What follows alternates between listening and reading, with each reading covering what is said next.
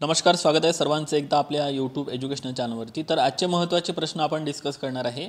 तर महाराष्ट्र सरकारचा पहिला उद्योगरत्न पुरस्कार कोणाला जाहीर झालेला आहे? तर बघा, रतन टाटा यांना महाराष्ट्र सरकारचा पहिला उद्योगरत्न पुरस्कार जाहीर करण्यात आलेला होता।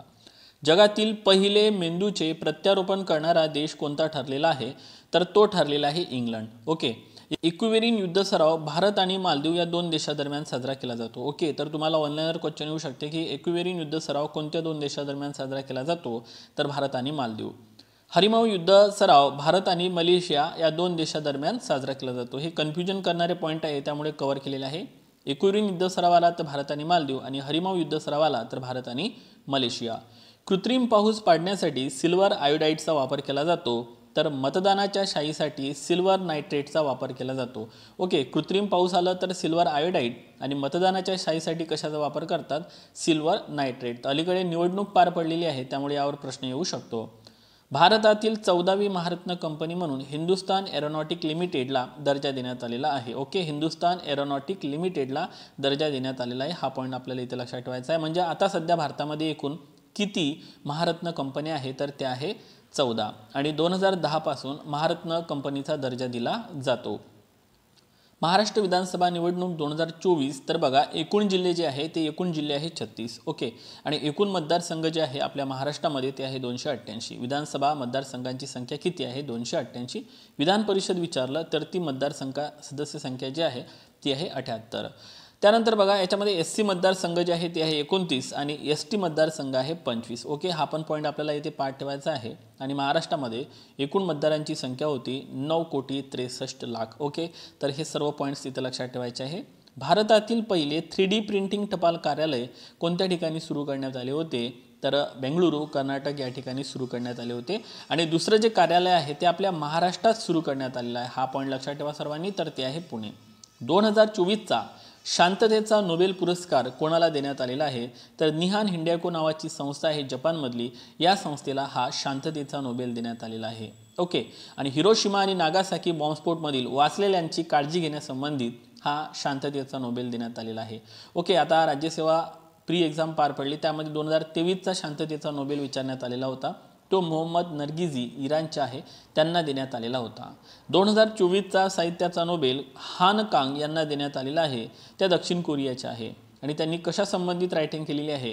तर मानवी जीवनातील नाजूक भावना आणि वास्तववाद या संबंधित त्यांनी यावर लेखन केलेलं आहे। ओके, सो हान कांग, दक्षिण कोरिया, लक्षात ठेवायचं आहे।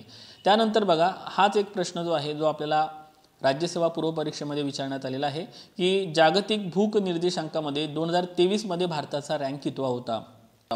तर 2024 मध्ये आता सध्या जी रँक आहे आपली ती आहे 105वी, आणि भारताचा समावेश गंभीर उपासमारमध्ये होतो। हा पॉईंट सर्वांनी इथे लक्षात ठेवा।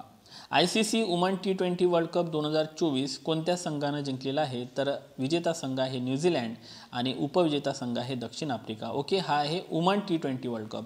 परंतु पुरुषांचा T20 वर्ल्ड कप विचारलं तर लक्षात असू द्या, विजेता आहे आपला भारत आणि उपविजेता आहे दक्षिण आफ्रिका। ओके, सो पुरुषांमध्ये पण दक्षिण आफ्रिका उपविजेता होता, आणि महिलांमध्ये पण दक्षिण आफ्रिका उपविजेता आहे। दोन्ही पॉईंट लक्षात ठेवा। आणि महिलांचा जो वुमन T20 वर्ल्ड कप होता तो दुबई UAE या ठिकाणी पार पडलेला होता। त्यानंतर पुढचा प्रश्न बघा, राष्ट्रीय महिला आयोगाच्या नवीन अध्यक्षा म्हणून विजया रहाटकर यांची निवड करण्यात आलेली आहे। त्या पहिल्या मराठी महिला अध्यक्षा ठरलेल्या आहे। आणि राष्ट्रीय महिला आयोगाचा अधिनियम 1990चा आहे, मात्र राष्ट्रीय महिला आयोगाची स्थापना ही 1992 मध्ये करण्यात आलेली होती। आणि याच धर्तीवर महाराष्ट्र राज्य महिला आयोगाची स्थापना ही 1993 मध्ये करण्यात आली होती, आणि महाराष्ट्र हे पहिलं राज्य ठरलं होतं राज्य महिला आयोगाची स्थापना करणारं। ओके, सो तिन्ही ज्या तारखा आहेत त्या व्यवस्थित पाठ करून घ्या, तुम्हाला एक्झाममध्ये काम पडेल।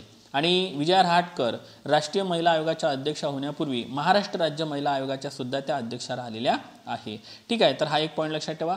कुस्ती खेळाडू आयोगाच्या अध्यक्षपदी नरसिंह यादव यांची निवड करण्यात आली आहे। तो it's a very important point. हा पॉईंट सर्वांनी इथे लक्षात ठेवा। अलीगढ मुस्लिम विद्यापीठाच्या पहिल्या महिला कुलगुरू म्हणून डॉक्टर नईमा खातूम यांची निवड करण्यात आलेली आहे। ओके, आणि अलीगढ मुस्लिम विद्यापीठाची स्थापना ही 1875 मध्ये सर सय्यद अहमद खान यांनी केलेली होती। आणि बघा मित्रांनो, याला 150 वर्ष पूर्ण झालेले आहे स्थापनेला, त्यामुळे हा पॉईंट इथे आणखी महत्त्वाचा ठरतो आपल्यासाठी।